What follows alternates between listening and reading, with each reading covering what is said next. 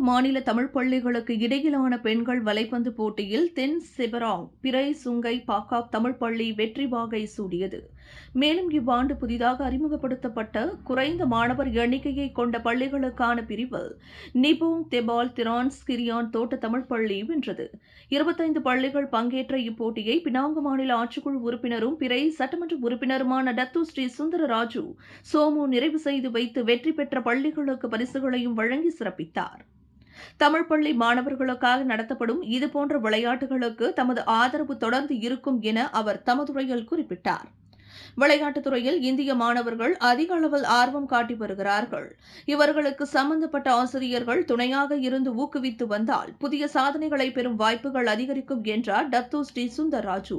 Penang மாநில அரசும் எல்லா மொழி பள்ளி மாணவர்களுக்கு அவ்வப்போதும் சிறப்பு மானியங்களை ஒதுக்கி உதவிகளை செய்து வருகிறதை சுட்டிக்காட்டினார். தன்னை தேடி வரும் தரப்பினருக்கு பல ஆலோசனைகளை வழங்கி வருகிறேன் என்றார் டத்து ஸ்ரீ.